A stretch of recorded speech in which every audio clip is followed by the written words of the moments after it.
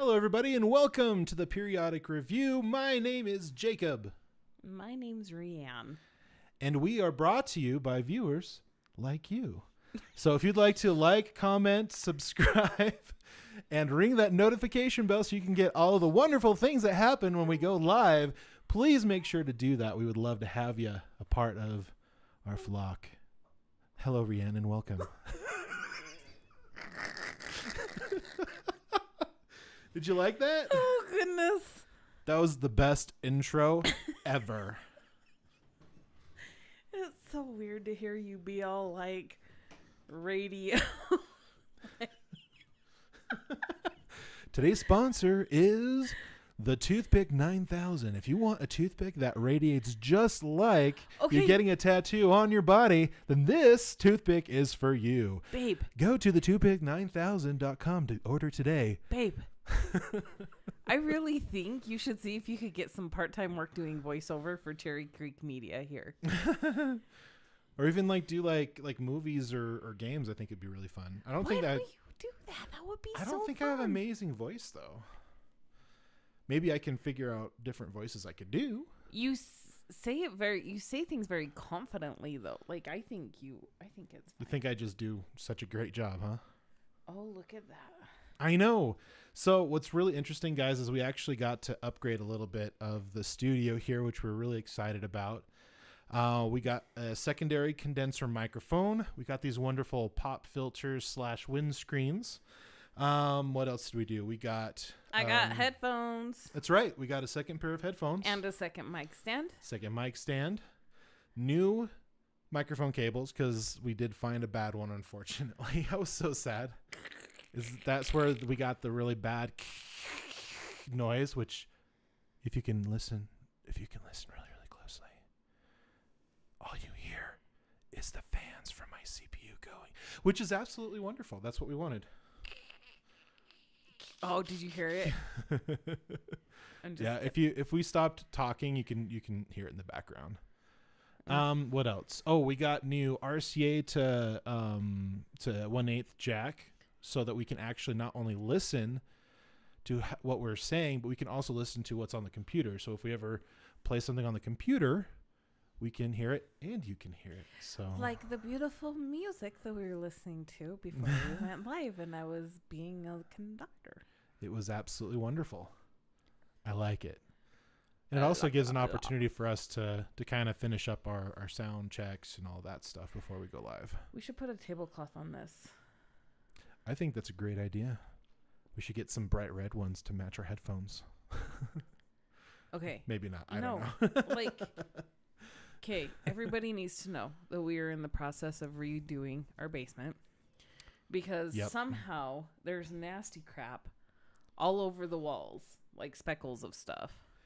Well, and it's also kind of like a brownish mustard yellow. It's not a brown. It is a light mustard yellow. Okay, I'll give you that. And yes, we do need a different color. I do like yellow as a color, but this is just a lot of it. Yeah. But you know what, though? It's a good thing because it's in the basement, and yellow is a reflective color. So I think they did that. The previous owners did that to help brighten it up down here. And then they painted upstairs like a ridiculously dark color. Which was very strange, the color contrast. But it was at least on a different level, too. It wasn't like... Yeah, but even in the entryway, there's like no windows because we live in a townhome. There's no windows and no light. And so it just looked so dark and ominous. Maybe one day we can invest in a skylight to put in that hallway upstairs. Because I think that would bring some more light. We can't put a skylight there. Why not? Because there's a bedroom above it. No. There is a bedroom above our entryway. You go upstairs, right? And then you go up to the second floor. And somewhere over that stair area, if we put a skylight there. Not a skylight here into the basement. You're silly. That's not what I'm talking about. I'm talking about putting a skylight on our second floor. In the entryway? So you go up the stairs, right? Well, the stairs is part of the entry, yeah. Yeah, in front of our So washer you want and to put dryer. a So somewhere around there, skylight. we would have a skylight there. I think that would look really good. I thought you were trying to put. No, I thought you were saying we need to put a skylight on the middle level in the entryway because it's so dark. And I was like, that's not gonna work, nerd. Physics, hello. Light doesn't bend around the corners, Jacob.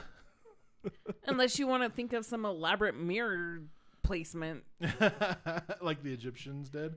But you know what? You know what we should do is we actually should put some mirrors in the entryway up here, so it takes and reflects the light a little bit that comes in from the living areas. We can get a security screen door, and then we can get a front door that has a glass piece on it, and that would let light in. I don't think we can do that. Yeah. HOA. Darn those HOAs. Took us over almost 45 days just to get permission to put holes on the outside so we can actually have a security system in our home. Well, they like the fact that we had a security system because then we could, like, if anything ever happened, we had cameras to... Well, this is true. And assuming that the internet was on at the time and assuming that our DVR was working properly and the panel was working properly, then it would be fine. But I don't know why, but I'm really in the mood to listen to music now. I know, like we listened to the theme of Jurassic Park and then the theme of Dances with Wolves, and we're like, wow, it'd be really awesome if we could listen to like quiet, soundtracky like music in the background while we talked. That would be really cool. Why can't we? Why can't we? Because what'll happen is it'll go through the YouTube algorithm after it gets uploaded, and it goes through and screens all the audio looking for stuff that is already copyrighted. And they'll go ahead and they'll flag it, and they'll say, okay, so all these songs you have here are copywritten. And then what happens is if somebody went ahead and decided to claim the copyright to that audio, we would either have to snip it out, mute the audio, or like take the whole video down. Okay, what are the chances of that actually happening? Pretty good, because their algorithms and their scanning, it happens as it comes up. So whatever. Well, yeah, when we're big one day, maybe. But you know, as I was listening to the earlier episodes of Joe Rogan Experience, like he was having issues with, you know, his videos like being flagged and copyright and stuff like that. And that was like around the time when they were still working on the whole fair use thing, which is supposedly 30 seconds. But the thing is, if somebody claims it, you know, they still end up taking it down or cutting it out or whatever, which I think is silly. So like people with music centric YouTube channels, a lot like Rick Beato or like Danny 50 or Davey 505, whatever, 405. It's been a while since I've seen his videos. Like if they play stuff that is copywritten, they have the potential of, you know, being demonetized and all that fun stuff. And you can't even get monetized until you're at a certain level anyways. So it's just kind of like whatever. So then if we're not being monetized right now, then why are we worried about copyright? Because they could potentially mute that portion of our video, or we'll have to cut it out completely or take the video down. Okay, whatever. I've had it happen before. I used to have a view, like before we were married. Okay, I had it. Okay. I was just saying, like, I had opportunities where that happened, and it was like these very eccentric, like dubstep or like, you know, like drum and bass stuff, and they still like flagged it and like had to take it down or mute the audio, which was really stupid. That was intense. It was very intense. So that's what I've been listening a lot the last two weeks. We haven't done a podcast. I think I'm going to start going back to listening to my music again and start looking for new stuff, listening to my old stuff and all that fun stuff. Oh, I had an idea for our podcast, and I think it would actually be really cool because I do have some of my songs copywritten. I think it might be kind of cool to have like an intro that we actually play that kind of signifies. I can't English today. Which signifies when the podcast is starting. Excuse me. Well, you being a musician can write your own intro very easily. And since I already have a song that's copywritten, I can go ahead and I could do a version of that just for the podcast. I think that would be kind of cool. What say you, my lovely wife? Think that would sound really cool? Okay. We keep looking at our phones. I need to turn... Yeah, anyway. I'm trying to get the notes. You're trying to get the notes? Okay. Well, today's episode, we're going to talk a little bit about the Wallflowers. Yeah, What do you know about the Wallflowers? I know that he's the son of something Dylan. Bob Dylan, right? Yeah, and his then boy Jacob Dylan. Oh, Jacob. Is there a Tom Dylan? Because that's what I wanted to say. That's a good question. Oh, there is a documentary I would love for you to watch so we can discuss it on here. Ooh, I mean, you know me. I love watching documentaries. We have a couple we've already watched. Yeah, well, I watched watched so we can talk about those today. But if you have one specifically that you want to do, I think that'd be super fun. Yeah. Yeah, for sure. For sure. So I guess my question is he really the son of Yes. Bob Dylan? I'm just talking out of my butt. I actually don't even know. He is. Okay, but let's see here. I feel like we've talked about the Wallflowers before, though. So they were formed? No, we haven't. We glossed over it because we were saving that for another podcast. Oh. So we really didn't get into depth with it. That's why I said the last couple of weeks, hey, listen to Wallflowers, because we're going to talk about it. And I want to know your opinion. Okay, well, I will tell you. So they're Roots Rock. They're a band formed in Los Angeles in 1989. Roots Rock. What was that genre that said Mark Broussard was? Oh, was it Swamp Pop? Is it Swamp Pop? I think it's Swamp Pop. See, this is, I mean, I could probably go on for days on this, but I really do believe we need to get back to the roots of just classifying music as their main and then have their subgenres after that. Because it just seems like we're just creating more and more identities for different versions of rock or different versions, of pop music. And it's just can we just classify it broadly first and then have the subgenres after it? And then you can say it's rainbow unicorn pop, I can just call it whatever you want. I don't really care after that, but it just would be easier to say, okay, I want to hear this song or that I want to look for. I can just look it up in pop because, it's popular right now. But that's just my just my thoughts. So, well, I looked it up on Swamp Pop, and there's an album, 20 hit songs, the best Swamp Pop classics. That's amazing. I don't recognize any of these names, but Phil Phillips. Phil Phillips, I guess, is a Swamp Pop. They're Swamp Pop? I thought he was more well, I mean, he's pop now, but he's from Georgia. It's kind of like acoustic. What do they call it? Wow, I'm blanking right now. Wait. Phil Phillips is probably different than Philip Phillips. Yeah, that's probably true. Philip Phillips. Okay, stop playing stuff on your phone. I just wanted to see. Okay, so the biggest album they had, they actually won 2 Grammy Awards on it, was for One Headlight. Oh, that's a classic. Yeah, on their Bringing Down the Horse album from 1996. Okay, that album. Whoa. That album will forever always be my favorite and one of the most... Oh, how would I say?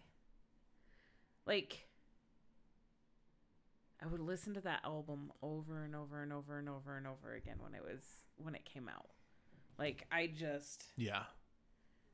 Oh, it just and every time I hear certain songs, Mm-hmm. it takes me back, and all of a sudden, I'm in my bedroom in the basement of my mom's house. So your memories are attached to that Oh, album. so much. Yeah. So kind of like similarly where like Chris and I like will remember memories back in our grandmother's house on my father's side where we go and play in the basement. We play pool, we play ping pong. We also played like Pokemon and Magic while we were downstairs. And careful not to knock your microphone, because every time you hit it, it's very noticeable. I had to adjust. I didn't like the way I was sitting. So Our Lady Peace, Clumsy, their second album, from the late 90s. Wallflowers? No, Our Lady Peace, Clumsy. I've never heard of that. They did Superman's Dead, Clumsy. You don't remember that song? Yeah, Superman's dead. That one. I've never heard that song before in my life. I'm sure you have. Oh my Nope. goodness, you grew up. You probably remember music in the 90s better than I do.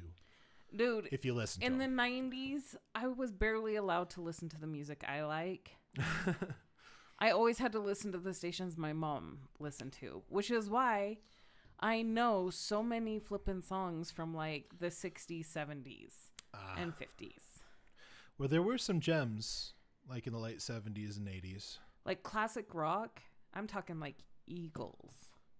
So classic rock when Leonard Skinner. they considered classic rock. Like classic rock. Classic. Like it. Yeah, because our rock that we listened to back in our day is now considered classic rock. Very true. And Sad but so true. I know classic rock. Wow. So It's like spiffy. 60s and 70s classic rock, we can say. Okay. It was pretty cool. Like Fleetwood Mac. Yeah.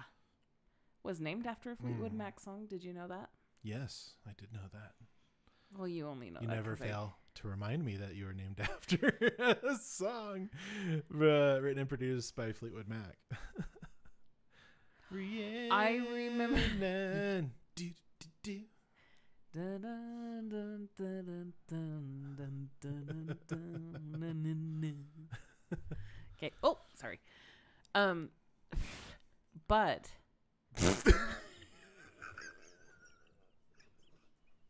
For those of you who are not watching the video, there's like this beautiful strand of hair that just kind of floated down like over her forehead and eyes, and I was like, wow, I really do love this movement. And she went and she blew it up, and it went straight back up and over and like just kind of rested on the side of her head.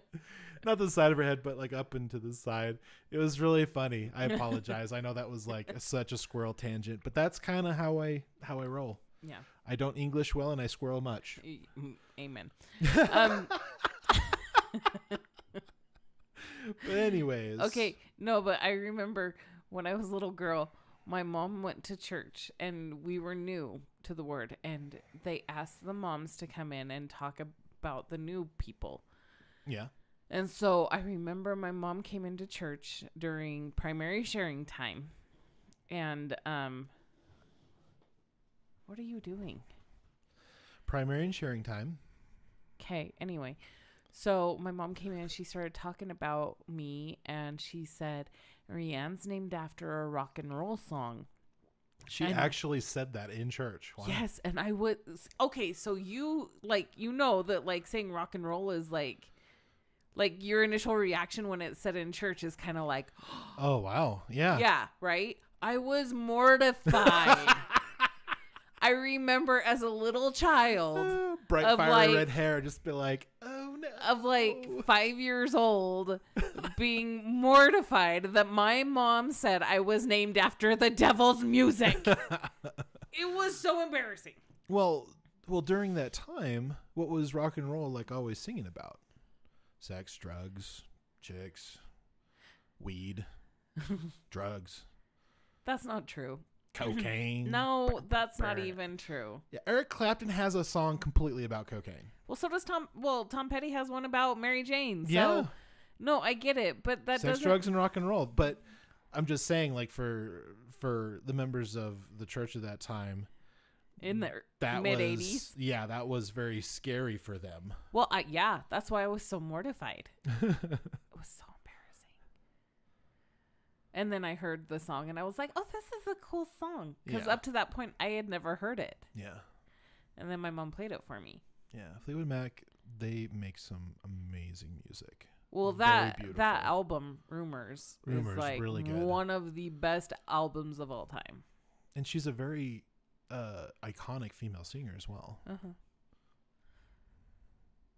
Did you know the song? So, like, Stevie Nicks loves, like, witches and the occult, Yeah. Mhm. right? Yeah, I knew that. She's kind of Wiccan or whatever. Yeah. So, guess what? Allegedly. Well, Rhiannon Mm-hmm. She's singing Is a- about a witch, right? is a Celtic witch. Yeah. Yeah. I really want to. Ooh, I gotta look that up. Yeah, we got to listen to that again. We can No, listen to it later though. No, I'm trying to figure out like. Did you what- accidentally close it? on No, the it's thing? right here. Oh, okay. Well, I just want to keep it up in case we do get some Nobody's watching us right comments now. or whatever. Well, you never know. Nobody's watching us right now. Maybe one day. Well, okay. I gotta look it up because like, Well, while you're looking that up, I'll tell you my story. With the Bringing Down the Horse album of the Wallflowers. So I had a really good buddy, and his name was Jordan. I'm sure he's out there somewhere, doing stuff, living life. But that was an album I knew was popular. Like I knew like the difference in. What do you have here for me? So she's showing me on her phone Celtic Irish moon goddess Rhiannon riding horse in Arbroath statue, 10-inch height. What's Arbroath? Dude. Is that like a type of metal or pewter or what is that? Ceramic? I don't know, but I'm just thinking like, how cool is that? That is pretty cool. Like my namesake is riding like this majestic horse as a goddess, like because But she your was a moon goddess. So The spelling of your name is actually different though. well, yeah, because my mom didn't. Yeah, Rhiannon. So my mom wanted to name me Rhiannon. That was original. your That's original what she name? wanted to name me that. Oh, But okay. then my last name was Van Drimmelen. So it would be Rhiannon Van Drimmelen. So a lot of nananans. So Right. figured So that kids would probably make fun of you or whatever. so to keep it Keep under it check, simple. she just named me Rhiannon Van Drimmelen. Oh, okay. That works. Oops. Well, it's out there. People know your maiden name now. Good job. Yeah, but they don't know my mother's maiden name. Oh man. So, anyways, my buddy Jordan, I have a couple of stories about him. The first one is like the time where we were like swapping like CDs. At that point in time, we were in high school. We were doing a lot of CD swapping, mostly because I wasn't allowed to buy, certain CDs. Because my parents were very particular on what I consumed visually, auditory, and and reading. So, in order for me to get other albums that I wanted, I would have to borrow them and my mom, like she knew that I was like sneaking music here and there because like, and every once in a while they'll go through my music collection and find CDs they didn't like and they would take them away, which is unfortunate. Really? Yeah. But anyways, that was a particular album because I heard One Headlight on the radio and I was like, oh wow, that's a great song. And it's just like $19.99 for a brand new CD I've only heard one song of. How am I gonna buy this? Like I'm like in high school, I don't have a job yet. I think that was how we got like extra music, is we'd find kids that had other albums and were able to buy them. And so basically what I did is I borrowed it. And when I sat down, I had this AM FM CD player / alarm clock. And so I could actually wake up to a certain track and it'll play the track for you whenever you wake up, which is super cool at that time. I thought that was so legit. And I remember listening to the songs and I would just go song after song after song. I'm just like, wow, this whole album is like really, really good. Yeah. And so years later, I was able to add that to my collection. But Jordan was a good friend, and like it was really nice of him to let me borrow some of his CDs. Yeah. So my first CD that I ever bought was Ace of Base. Mine wasn't much better, but I do love me some Ace of Base. Let's be honest. You know, those Swedes. ABBA, Ace of Base. That's good. Some anyway, drum and bass. But Wallflowers for sure. Wallflowers, Matchbox 20. Yes. Some great stuff on Matchbox. Mad Season, like phenomenal album. Yeah, all their albums were very influential. What's the other that are kind of like Matchbox 20? The Verve. No, I think I only liked Freshman from No. The Verve. I wasn't like an album liker. That album that they came out with though. That with was the Freshman on. Was very influential. Really? Oh. I think it was because and then Cake. The guy Golden Nugget. The guy I had a crush on. The guy I had a crush on loved Cake.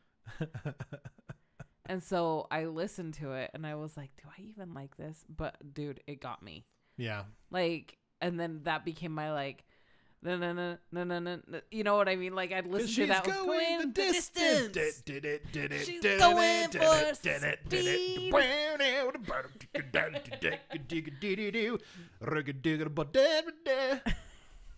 Okay. Is that copyright infringement? No. Okay. Portraying characters, I don't think so. Yeah, no, it was, but I love that song. And then, I like a girl with a short skirt and a long jacket. And that was so inappropriate. And my mom heard me listening to that, and she was like, "What is this?" So I wasn't allowed to have Cake in my home. Okay, Rianne, I just need to tell you. I don't think that song is very appropriate at this point in time in your life. Oh, that would be cute if that's how she actually handled things, but that's nowhere near how she handled things. I love your mom. She's so much fun. She handles stuff like that now, but back in the day, man. Me being a fiery redhead and stubborn to boot. Yeah. She was stubborn to boot too. Mm-hmm. It was a tumultuous time. You know, and that happens sometimes with young kids when they're in their teens. Yeah. Like teenage angst is no joke sometimes for some kids. I'm not going to lie. You know, I got to actually listen to the full discography of the Wallflowers. Uh-huh. Would you like to know my thoughts? I took notes. Sure. Let's do it. Let's get right to it. Hit me with your best shot. So, some of the things that I thought was interesting is that all I'm hearing is Boomer's caller right now. It's okay. Well, I think he tried to go upstairs to go to the bathroom. Well, okay. Well, while I'm chatting about this, you want to let him out? Or do you want me to do it? I'll do it because I'm on this side of Yep. the... Yep, that's easier because I'm afraid I'm going to knock stuff over legit. All right. Well, you keep it going. Okay. So while he's doing this, let's talk about that wonderful song Rhiannon by Fleetwood Mac.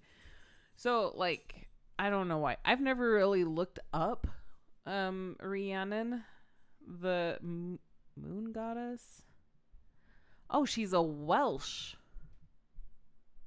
Maybe. Okay. Stop it. Is a major figure in the Mabinogi,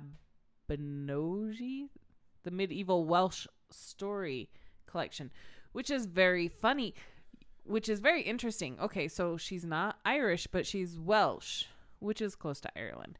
But that's interesting because in my test, in my DNA test that I did, do that for me. Yeah, but the DNA test that I took is I'm mainly Welsh. Oh, okay. And Irish and Scottish. Which all explains the red hair and the fair skin. Right. But I'm Welsh. I'm more Welsh than I am Irish or Scottish.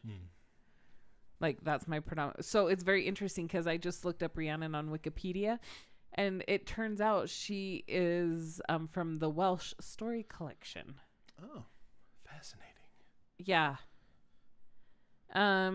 She is a strong-minded, otherworld woman who chooses something, Prince of Dyfed, West Wells, as her consort in preference to another man to whom she has already been betrothed. She is intelligent, politically strategic, beautiful, and famed for her wealth and generosity. You know, I'm pretty much all of those except for the wealth part. We're working on that. We're working on that. We're working on that. I mean, we're doing good. Yeah. We're doing well. I mean, yeah. And beautiful. You're very pretty. I don't know what you're talking She about. has a son with the Welsh prince. Which would be me. Yeah. Inherits the lordship of blah blah. Let's see. She endures tragedy when her newborn child is abducted, and she is accused of infanticide. What the heck is infanticide? Is that like homicide, but infants? Child? Oh, yeah. Okay. That's what they called it back then. As a widow, she marries somebody of the British royal family and has further adventures involving enchantments. Ooh. Like some other figures of British Welsh literary tradition, Rhiannon may be a reflection of an earlier Celtic deity. Okay. Her name appears to derive from the reconstructed Brittonic form of... I'm not even going to try it. So, let's see. So, yeah, she was like a goddess or a witch.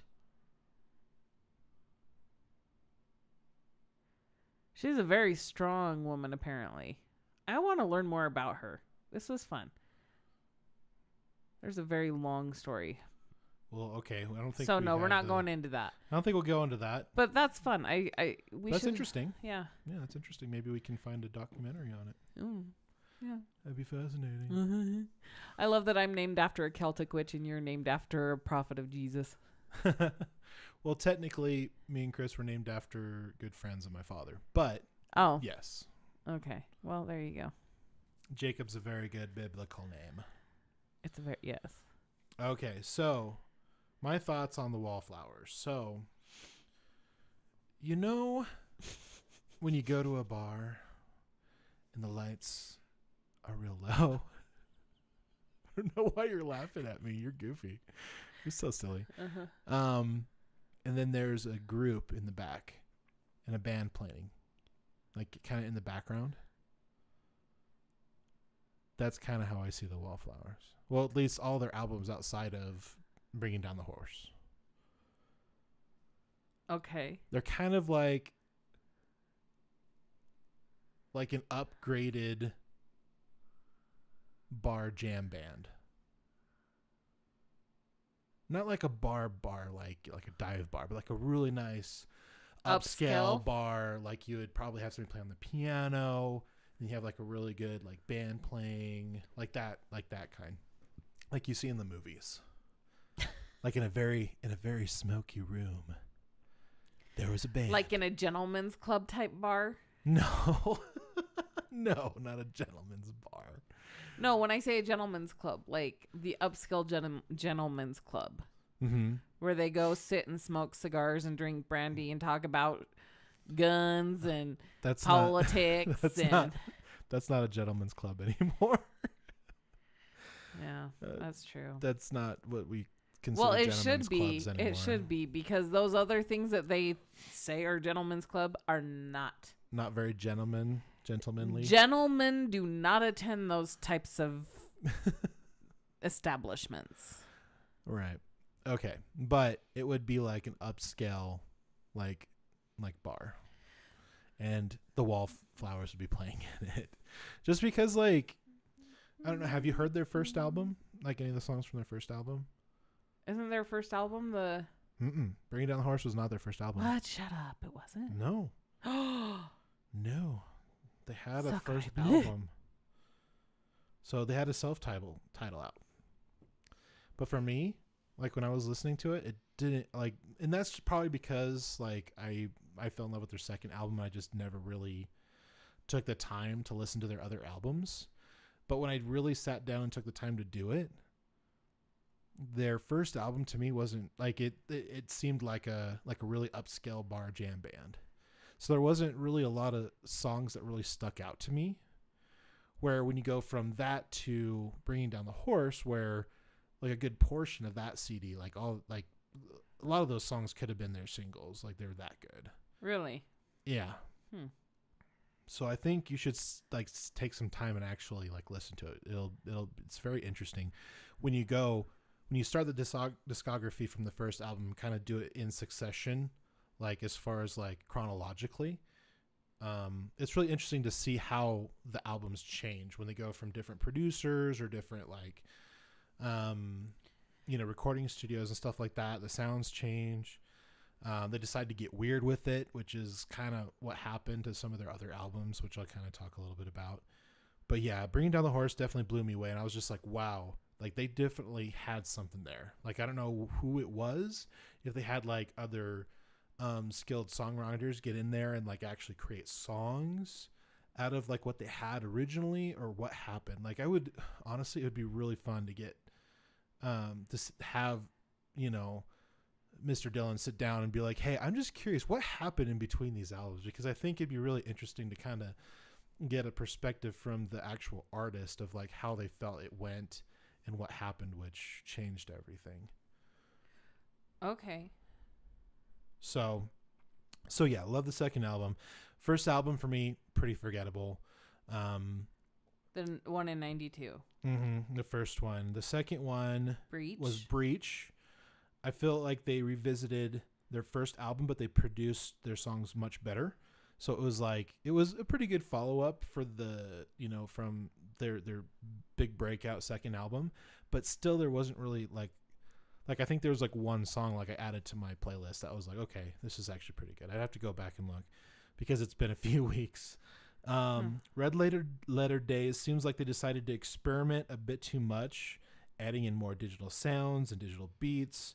It was decent, but definitely not my favorite. Okay. They kind of started to get weird with it. Okay. Rebel Sweetheart was much like Breach. It's another solid album. I felt like they kind of went back to that, but they still went too much into their roots where there wasn't really a lot of songs that like really stuck out, which was unfortunate. And then their final album, Glad All Over, seemed like they went back to Red Letter Days, but they got even more weird with it. And it definitely, their most recent one wasn't my favorite. Did you listen to all the songs all the way through? All the way through from start to finish. Oh my gosh. But I don't think I've ever done that. I know. It's interesting to see the dynamics though once you do. Like, that's why I have like different albums when I'm starting to collect music on my Spotify account. I actually have like a favorite album and I have favorite singles. That way I can go back and listen to those all the way through, or I can do it on repeat or shuffle or whatever I got to do. And then I actually started to get into the Cold War Kids. And they have a ton of music. I don't know who that is. And it's too weird for me. Oh. It's actually way too weird for me. You don't know who the Cold Kids? No. The Cold War Kids? Cold War Kids. Hits. Now hang me out to dry.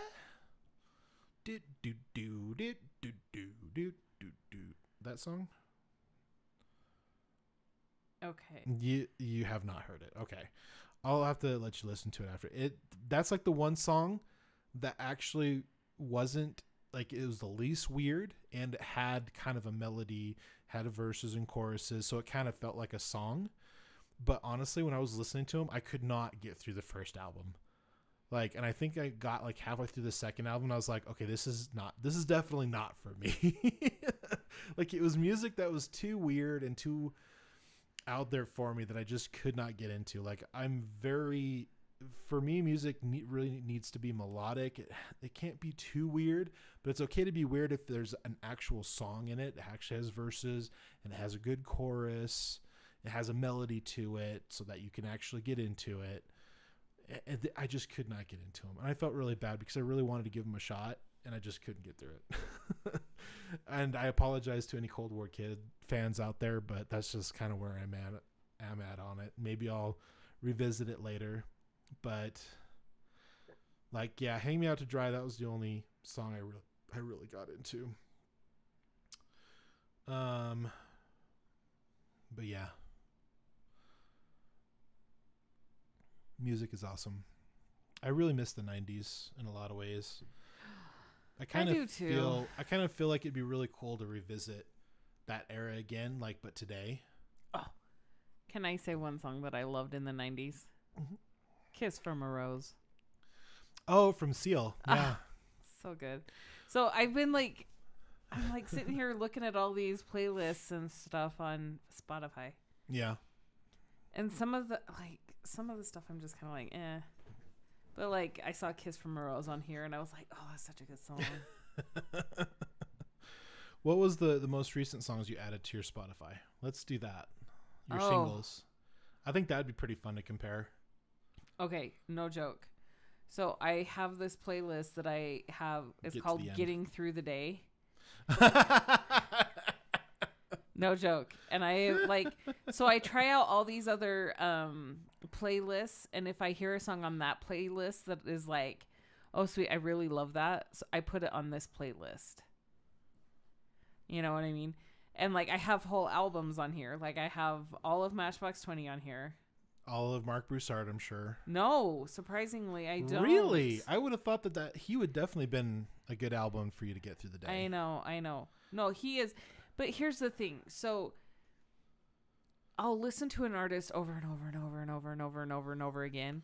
Yeah. Right? And then the algorithms on the phones and all the apps and crap will play those same songs over and over and over again.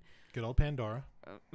Yeah. So Pandora, but even Apple Music is not fantastic at that. No, like it doesn't. Spotify does a great job. And I have to tell you that it's actually keeping my place now. I don't know if they updated it recently or whatever in the last couple of weeks or so. But yeah, it actually saves my place now. So when I go back to like my podcast after I listen to some music, it actually starts where I left off. Cool. Now it doesn't do that on my music, unfortunately. I'm pretty sure anyways. Yeah, no. But I do have some Mark Broussard on there. And Ed Sheeran. Oh, good old Ed Sheeran. So, I'm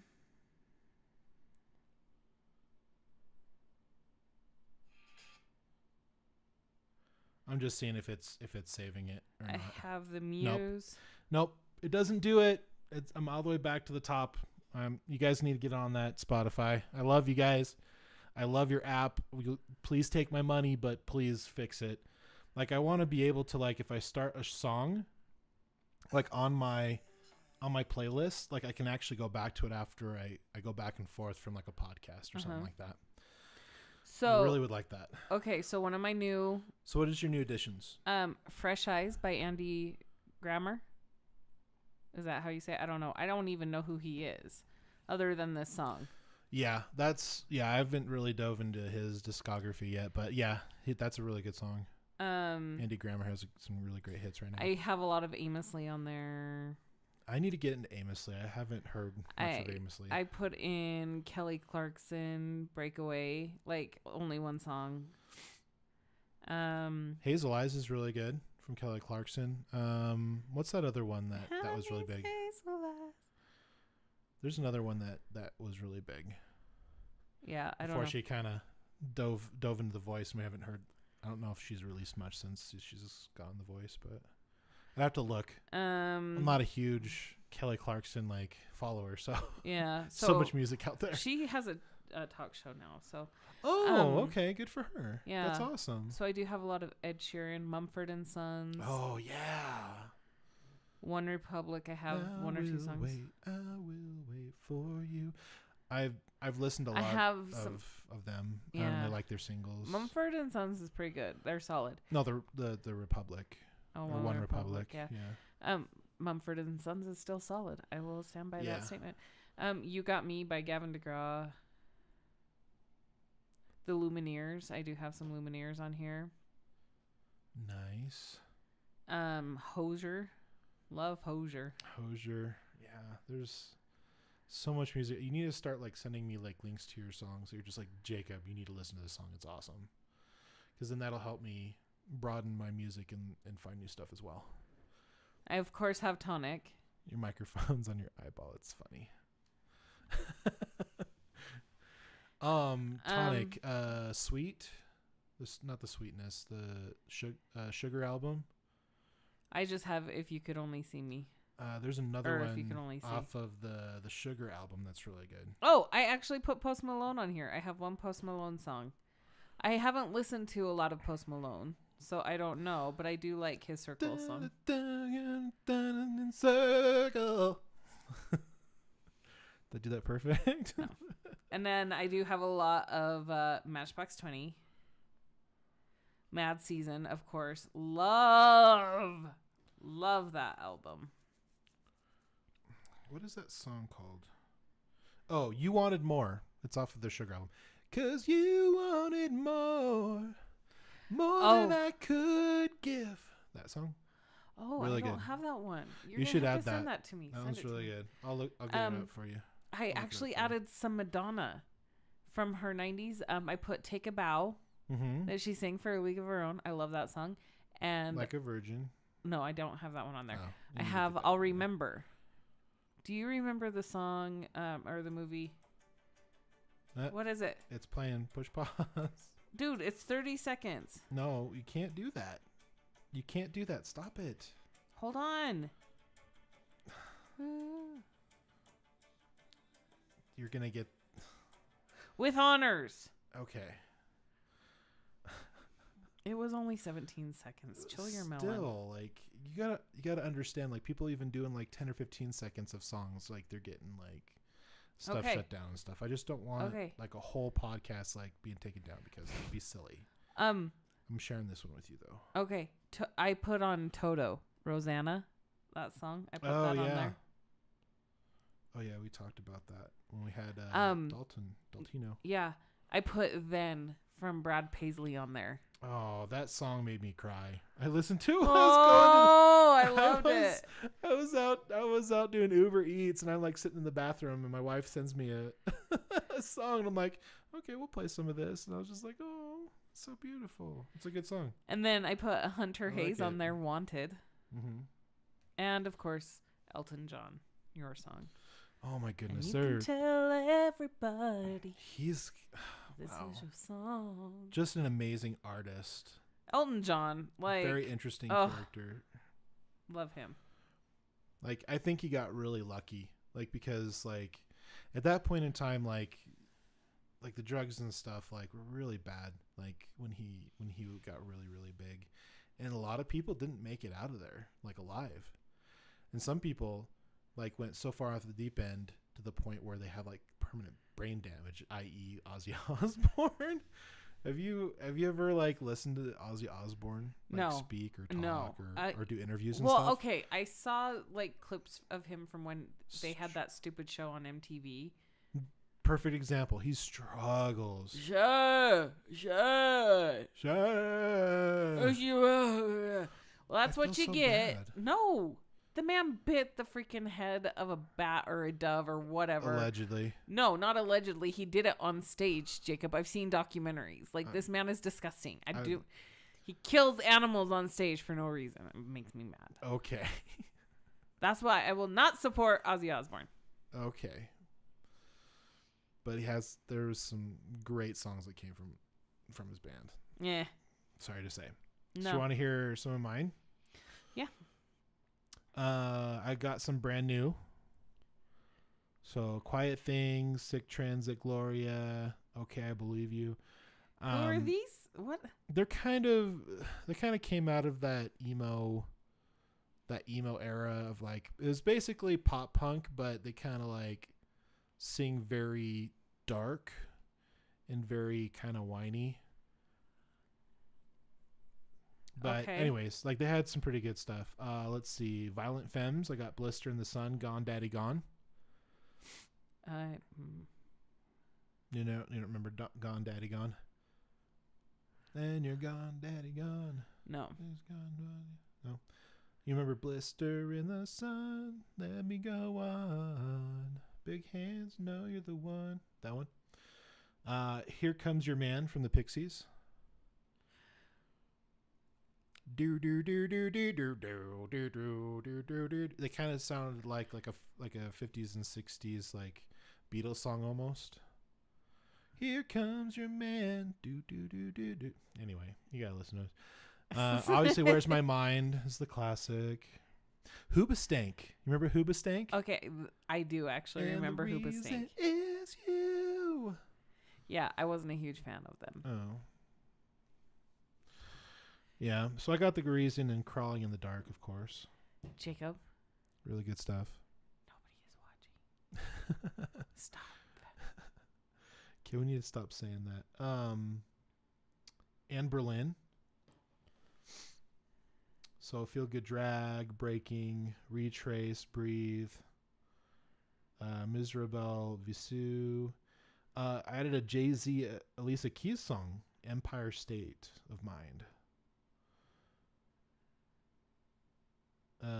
Tones and I, Dance Monkey.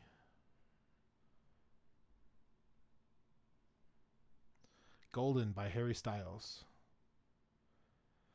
I think I went like on a pop binge and I like listened to a bunch of pop songs. Looks like I added a bunch of pop songs on there, which is really cool.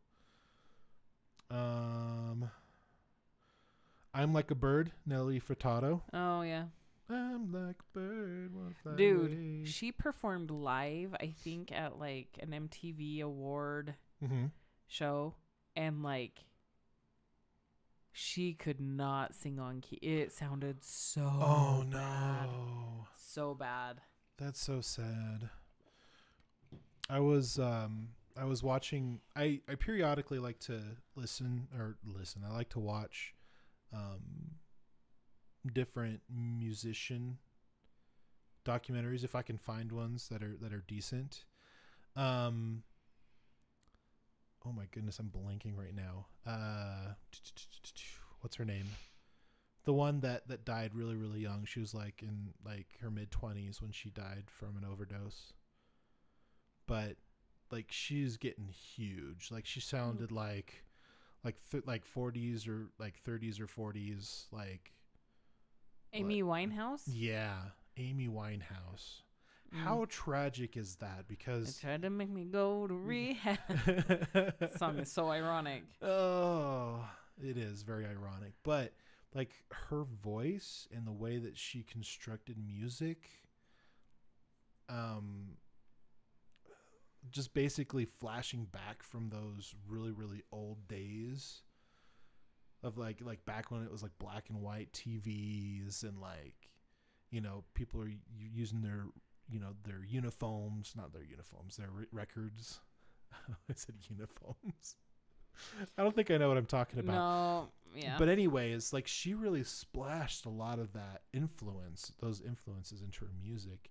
But it was really sad seeing like the start of the documentary when she was, you know, young and vibrant and very excited and very passionate about music to the point where people were literally like trying to keep her on the stage and keep her standing up like while she's singing, like that bad. Really? Yeah, it was really sad.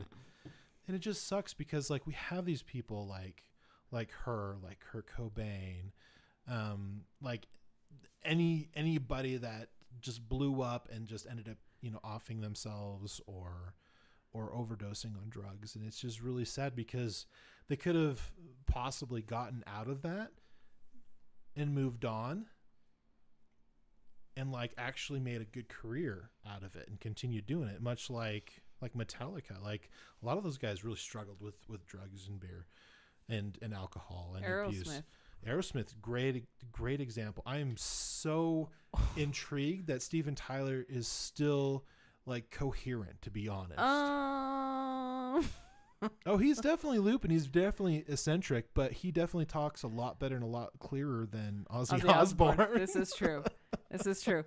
The reason why I say this is because I watched the podcast with him and Joe Rogan. Oh, was it tragic? Ago. It wasn't tragic, but it was just kind of like, what the hell? Wait, where are we going with this? What are we talking about? It was so funny. And Joe was just like, okay, yeah. It was weird. We love Joe Rogan, if anybody didn't realize that.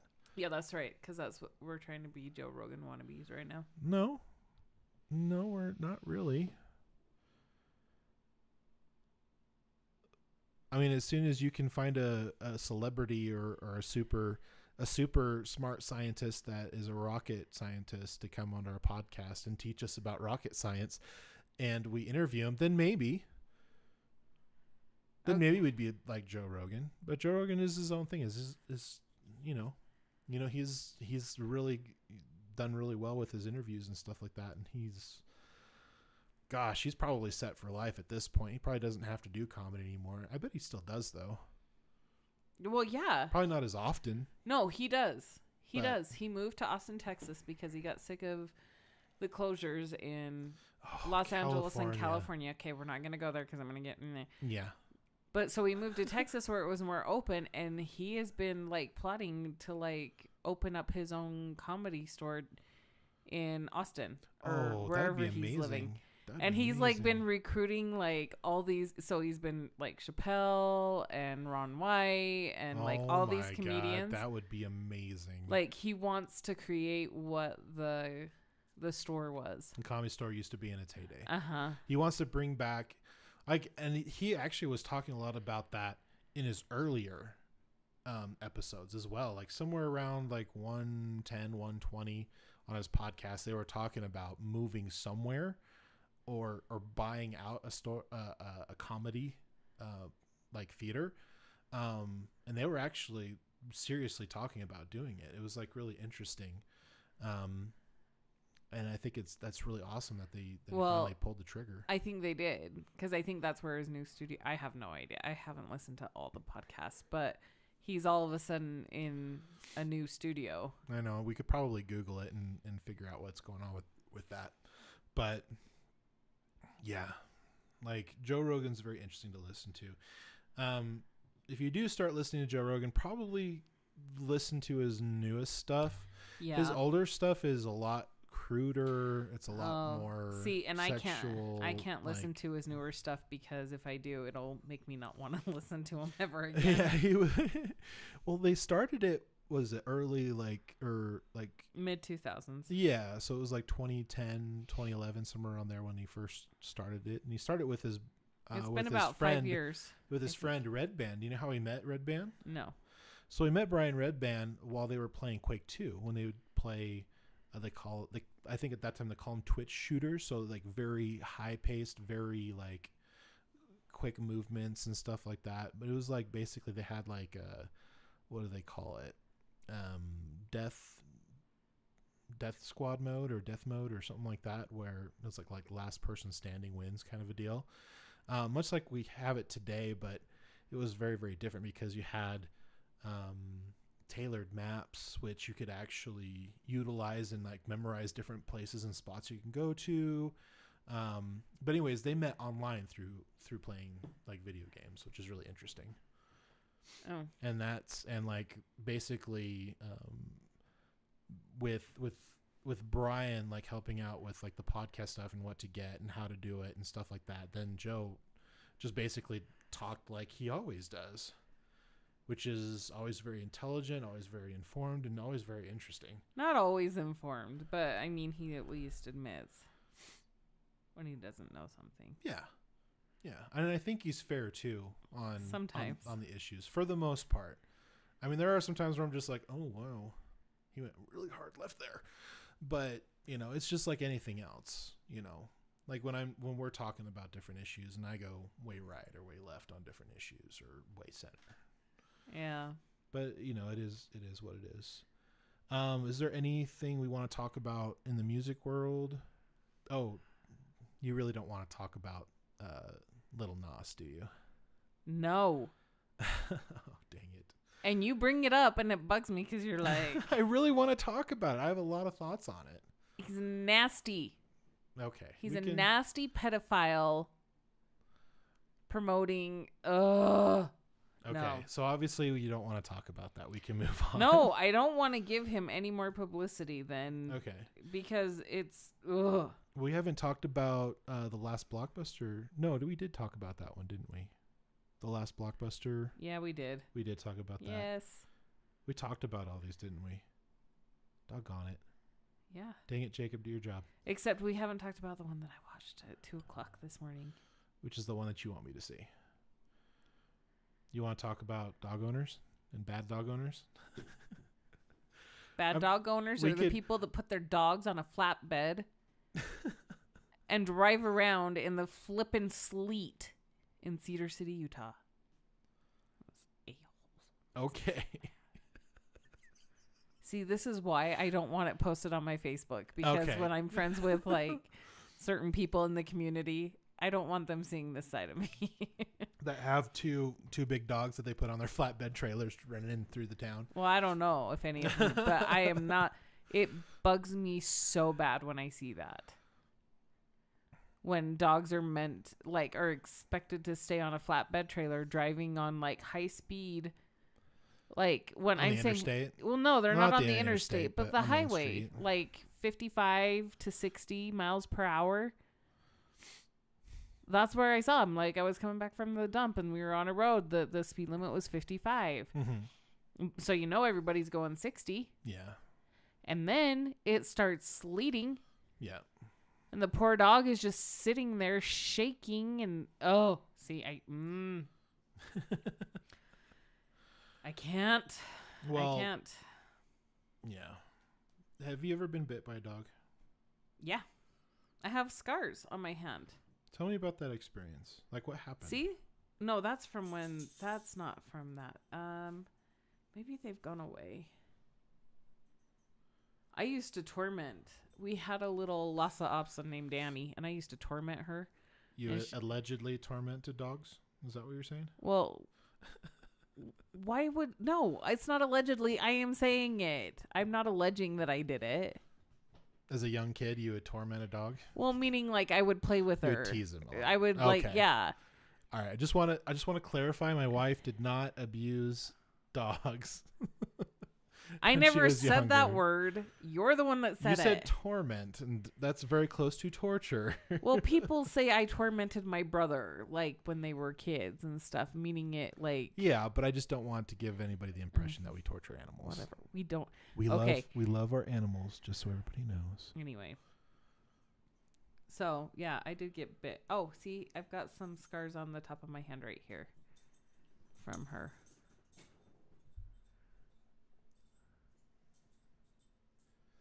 So tell me about your experience. She bit me because I was getting a little too rough, and she was like, "Knock it off." So she bit me. So was it like a full-on like dog attack, or did she just go? Rah! No, it wasn't a full-on dog attack. No, it's just like rah! like mouthed on you. But there was an experience in Arizona where a big, huge American bulldog came after Boomer. And he broke the leash. You were with me when it happened. Yeah. It was when we were first dating or married, but we went to the dog park in Surprise. And we were walking the dogs around the pond back to the car. And that huge bulldog just went after Boomer. Yeah. And his owner couldn't control him. I was like, what the? If you can't control your dog, you do not bring it. Like, you don't take it out in public. Yeah. And, you didn't close the door. No, I didn't. Because he kept going upstairs, and I didn't want to have to deal with going back up and down again. Anyway, that was scary. That was actually really scary. Because Boomer was on a leash. That was the most scared I've seen you, like, when we first got married. Yeah, because Boomer was on a leash. Like, our dog was leashed. Yeah. So, anyway, and that dog, like, Boomer was being himself, and he was just like walking, and he growled a little bit, and that's all it took for that dog to just break off that leash and just go after him. Yeah, I was like, what the hell? And Boomer was on a leash at that point. Like, you had to grab and like pull on the leash. I mean, luckily he was on a harness, and then you were able to pick him up. Yeah, to get him out of the way. But yeah, that was pretty scary. Yep. It took him a bit before we felt like we could go back to the dog park and he would feel safe. He was pretty traumatized after that. Yeah. Well, I actually had a really good friend when I was being babysat. I was really young, so I was probably in like grade school. So I was probably maybe 4th or 5th grade, somewhere around there. And one of the kids was walking home from school. I can't remember her name off the top of my head. And it was 2 or 3 Rottweilers that were outside. And they were off leash. And they were roughhousing and playing around. And she was just walking home from school. And they saw her and decided that she was a threat. And they just ran to her. She had 14 stitches on her head. And several, I think, on her face that were stitched up as well. But yeah, it was pretty bad. Like they had to like shave part of the hair off so they could actually get to it and staple it and everything. Yeah, that was pretty gruesome. Like especially for, that age. Jeez. When I was in my early 20s, I was doing pest control for 2 or 3 years, and during that time, I will say, majority of the dog owners were really good, and so they let you know, or like it'll say on the paper, hey, make sure the dog gets put up before you start spraying the house, and like putting the pellets in the garden and the grass and stuff to kill the aphids and stuff like that and flies. And most people are really good at it when I was doing that. But this one owner, and I mean, I don't know if it was negligence or they like got distracted by their kids or what happened, but I went to the door and said, hey, my name's Jacob. I'm with such and such pest control company. I'm here to take care of your home. And it says here, you do have a dog. And they're like, yes, we absolutely do. We have a boxer. I'm like, okay, great. Is it inside right now? No, it's still in the backyard, but we'll have him come inside and we'll close the doggy door so it can't get out. I'm like, great. Please make sure. And I always double and triple emphasize because I don't want anything to happen to me while I'm working. Right. I want to be as safe as I possibly can. And so I said, okay, just please make sure that it can't get through the doggy door and it's inside. Okay, great. I'm like, I'll probably be about, 6 or 8 minutes out front and then I'll go to the backyard. Okay, great. And so I start doing my thing. I start putting in my granules, my little feeder that kind of looks like a seed feeder. Like, and then, I'm doing that out front, and then I start spraying. And so I'm flushing, the base of the foundation of the home. And then I do a broad spray, and I'm doing all that. And I do the front yard first, so they had enough time to put the dog away. And so I finished that, and I do the granules first in the back, and then I was going to pull my hose around. And so I go to the backyard. It's been about 8-10 minutes, and I start granulating. And when I got all the way around to the other side, I had basically blocked myself in. And so all of a sudden I hear, and I see this dog skid across their yard, and he just comes at me. And I'm screaming, I'm yelling at it. I'm just like, get away, or whatever. And this dog, I don't know why my instinct is to put my foot out to get bit first. But I'm like sideways. You're not going to run very fast with an impaired foot. I know.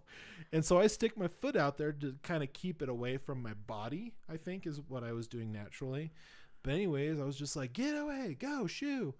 And anyways, I stuck my foot out and, of course, latched on my foot, which actually punctured my skin.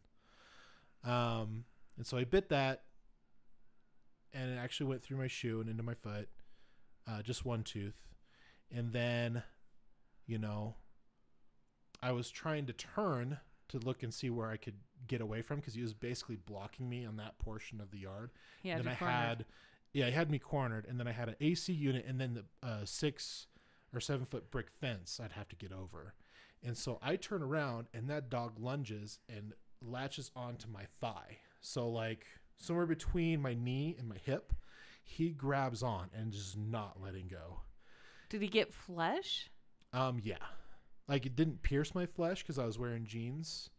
For some reason, it didn't pierce my flesh, but I had a really bad bruise there, like a bite-sized bruise, like a mouth-sized bruise.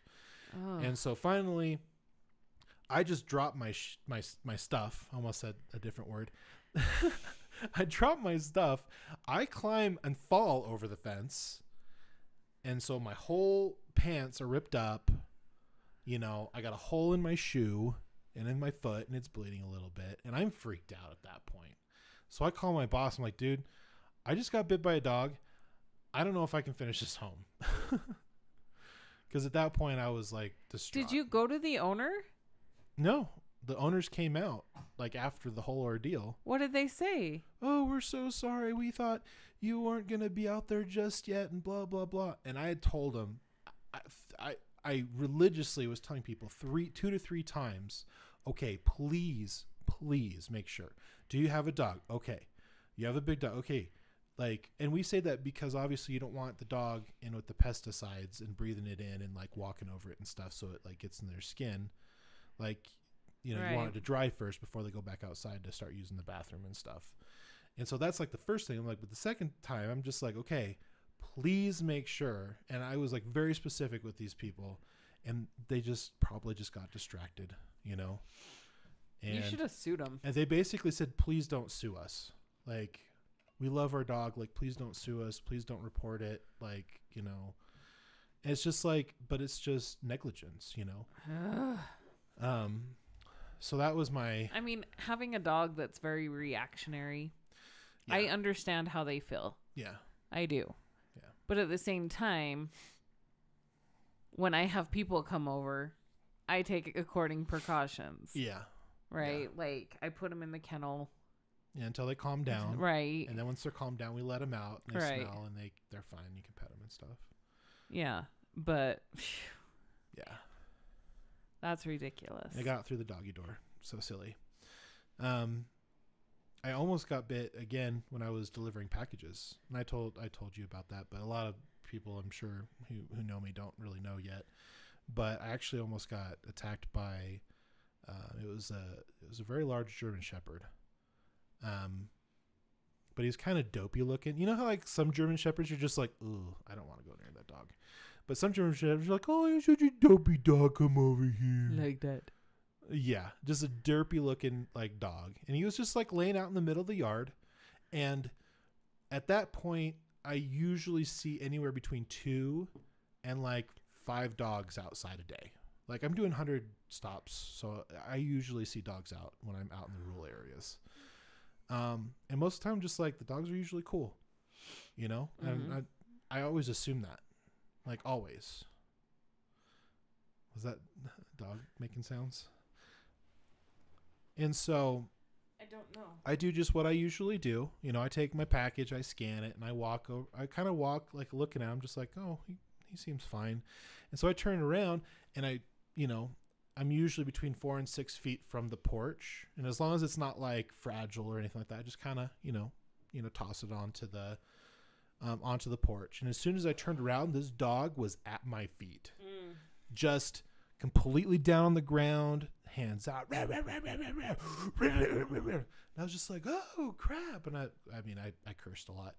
And I was just like, get away. And I was just like, oh my gosh, I'm going to have to fight this dog. Like this dog is going away. Maybe he sensed your fear. No, probably. And he's just doing his job because that's what dogs naturally do. They protect those that give them their food and their water, and they feel like need to be protected.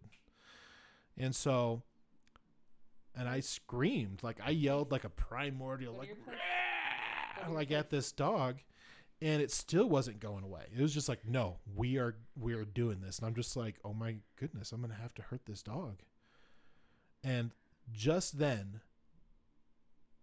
the customer the person that was home came out and grabbed his dog by the collar and drug it into the house. And my heart is beating, and I'm just like kind of hyperventilating a little bit, like trying to stave off like any kind of panic attack at this point. And all I could say, I kind of look at it and I laugh now, but all I could say was, your package is on the porch. And I said it like that, like your package is on the porch. And I turned around and I went back on my route. It was stupid. But like, I see people like all the time with their dogs just running around, no leash, just like, and not even outside. Like they aren't even outside to watch their dog, which doesn't make any sense to me. Seeing people with their dogs in the back of the truck, I get, but then there's not like an enclosure for them. They're not like in a kennel or something like that. So if that dog feels like it's in danger, or if it feels like its owner's in danger, it could just hop out of the car and start attacking kids. Well, I've rescued a dog off of a freeway. Yeah, that's right. You rescued a pit bull, right? No, that was up in the mountains. That was up in the mountains. I'm Cole, my black lab that I had before my dad died, she was rescued off of the freeway. Oh, wow. Yeah. Like, that's what makes me so mad. So either the dog jumped off the vehicle. Out of the vehicle, out of an open truck. Or somebody just abandoned him. No, it had jumped off of it had jumped out of a truck. Especially on like an interstate or a highway. Yep. Flying at like, I mean, even 45 miles an hour. It probably jumped out when it was at a congested spot because she didn't have any injuries and stuff. But still, well, that's good. That freaked me out. But you don't have a dog on the freaking freeway in an open bed truck. Yeah. Like, because I bet the owner didn't even realize. Probably not. Like, I think a lot of times, like, people are just like kind of in your own little world. All their kids have their faces in their smartphones or their video games. And then the parents, they're listening to podcasts or music, and they're just, they're just grinding through those miles to get to wherever they're going, for the weekend. And they get there and they go, "Where's Shadow?" Yeah. That's really sad. I don't like that. That seems very negligent to me. And when I was talking to some of the guys, like one of the guys that delivers packages from where I work, he's been bitten 7 different times. He's worked for them for over 8 years or something like that. Jeez. Yeah. I'm not okay with that. Control your dang dog. And if you leave your dog outside, guess where your package is going? On the grass or in your driveway. It's not making it to your door. Can you put a note in the delivery? No, you really can't. Huh. Which is unfortunate because I totally would. I'd be like, dog outside left in grass. Because dog was going to kill me. Yeah. Like I've had that. Actually, I had one, like this was shortly after I got bit. This is like a week later. It was the day where the kids had like the days off, like a couple of days off. UEA. Yeah. And basically, it was the father and their 2 kids were outside playing, but they had a boxer. And of course, the dog I got bit by was a really big boxer. But I'm more careful now because I had that experience where I almost got bit again.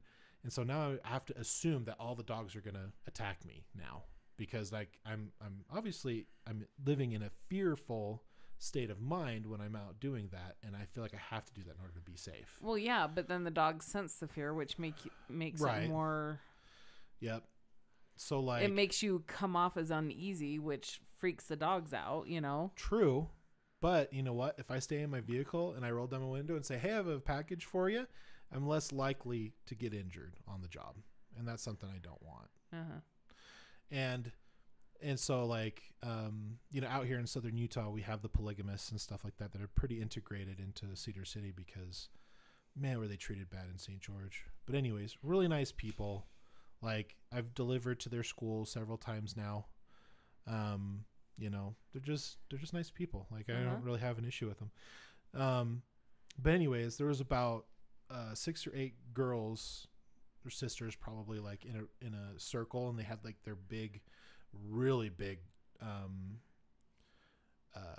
German Shepherd. And I was like, I rolled up on him. I was like, "Hey, like I don't feel comfortable getting out of my car, but if you want to come grab this package," I have to say, "Hey, I'm with such and such company," so obviously it doesn't look weird. I look sketchy. But do you tell him you don't feel comfortable because of the dog? Oh, 100%. If there's 180 pound, like that's a big exaggeration. I apologize. But when there's 90, 100 pound German Shepherd laying on the grass, I ain't getting out of my vehicle. Sorry. But anyways, so the guy with the boxer, anyways, I was just like, I rolled up on him and he was just like, hey, such and such dog, come here. And the dog came up to my car and he was like, hey, you, come here. You know, whatever the dog's name. And I just looked at him. I looked at the dog. I looked at him and the dog wasn't moving. And so I just, it was like a shirt or a pair of jeans or something. It was like some kind of clothing article in the package. And so I just kind of frisbeed it out onto the yard for him because he wasn't coming to take care of his animal. That, again, very negligent. I don't like that at all. And if the dog does attack you, not only does it potentially put the dog's life in danger and probably be put down, you know, due to animal control and stuff like that, but also you could potentially have charges against you for basically being assaulted by a deadly weapon, depending on the animal. Okay, this is the time I feel like you're talking out of your butt just a little bit. I might be talking out of my butt a little bit, I but think you might be. That's what I understand, and I could be completely wrong, and I'm more than willing to say I'm completely wrong. But I'll just say that's just what I understand. Oh my gosh! I don't understand people. Like, what do you think needs to happen? Do people need to watch The Dog Whisperer? No. I feel like they'd get a lot of input on that for sure. Oh. Excuse me. I apologize. See, that's why I left the door open. I knew I was going to burp. Wait, what does leaving the door open have anything to do with burping? Absolutely nothing. I left it open so the dogs could go upstairs to go outside to go potty. Hopefully they're doing that. Those little stinkers. Those little pissers. Little ankle biters. I forgot to take the plastic off of the wireless mouse. This is so nice, though. I feel like I don't have to run back and forth to my computer anymore because I have a wireless mouse and keyboard. It was Did you buy a new one? Yeah, it was $20 at Walmart. I was like, I'm going to buy that because I hate having to run back and forth. And so eventually I'm going to know where everything's at. What and happened to the one that we had? On my computer before? They're just sitting right there. I haven't put them away yet.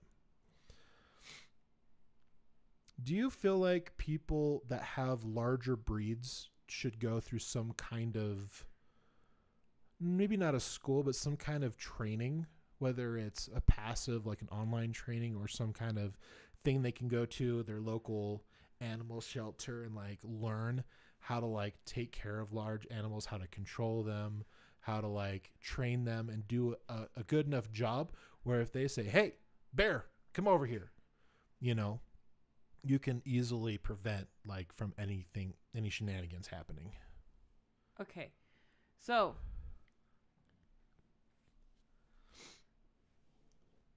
if a dog attacks and seriously injures or kills somebody, the only way you could be charged for a crime is if your dog has been trained as a whatchamacallit? Trained as an attack animal? Uh-huh. That doesn't make any sense. Because even though you train an animal to do certain things like that, to help bring people down without using deadly force, they're there just to hold them down until you get the cuffs on a person. They're not there to kill. They're not taught to kill. Charges can vary widely in the aftermath of an attack. At the top of the list is first-degree murder.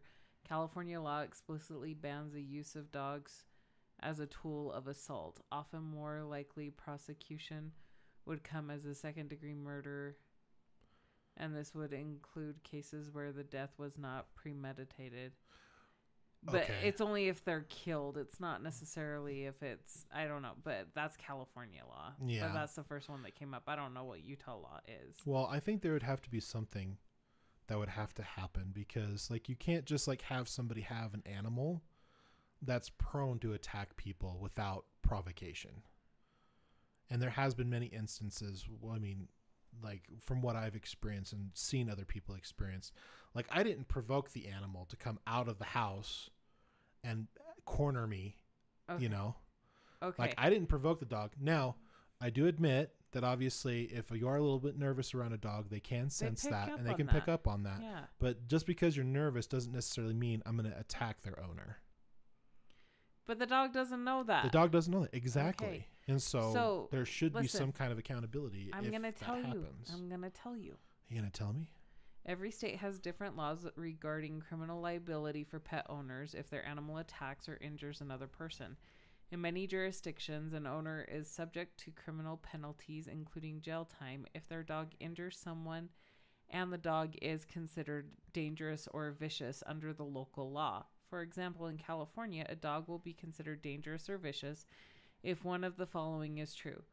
The dog, while off the owner's property, has acted aggressively in a way that has forced another person to defend themselves on 2 separate occasions in the last 3 years. The dog has previously bitten another person without provocation. The dog, while off the owner's property, has bitten, injured, or killed another domestic animal twice in the last 3 years. The dog's owner has been convicted of a dog fighting offense. Mm-hmm. The dog has aggressively inflicted severe injury or killed a person, or is of a breed that has been designated as dangerous, and the owner has failed to follow regulations to keep dangerous dogs. Okay, I disagree with the breed, because there's not really a breed that you can always say 100% it's always going to be aggressive. I get dog. it, babe, but this is that. California law. California law. Great. When can a dog owner face criminal assault charges? Okay, but notice it was all off the property. Yeah. If you're on the property, there's a different story because it is protecting. Mm-hmm. Anyway, dog owners are usually subject to assault charges if the dog owner intentionally causes their dog to bite someone, the dog owner knows that their dog tends to bite or injure others without provocation and fails to reasonably restrain the dog, or the dog is declared to be vicious or dangerous according to local law and the owner fails to reasonably restrain the dog. So the only time it can happen is if there is a proven case that it's happened before. So it has to happen several times before it's like 2 to 3 at least. Yeah. Because they have to document and they have to show that there was could like be an isolated incident. Exactly. Yeah. Because let's be honest, some of those little kids out there are little turds. Oh, don't even get me started. we had kids that would torment our dogs while we had them when we were living in Arizona. Yep. And they would come over and they would look over our banister and they would tease the dogs and stuff. It was really annoying. I'm glad we don't live in an apartment anymore. Apartments suck. Well, townhomes are not the best either. Are you kidding? This is like 100 times better than an apartment. Yeah, but I would love to have anyway. Have a yard with property, always cool. Mm-hmm. Yeah. It's the next step. So do we have anything else? I don't have anything else. Do you have anything else that you want to add? It sounds like we went to a natural ending point, which is really good. Yeah. Well, excellent. I can't say it. My excellent. Gosh. What is happening with your mouth right now? I don't know what has happened. It's been excellent. Thank you so much, sweetheart, for your input. You're welcome. These conversations are always intriguing. They're always fun, and it makes me love you even more. Thank you guys so much for watching the Periodic Review. Again, this episode is sponsored by viewers like you. So please like, comment, subscribe. What are we doing? Subscribe. Oh my gosh. Hit that notification bell, and we will see you all in the next one. Have a wonderful night, and goodbye. Goodbye. Goodbye.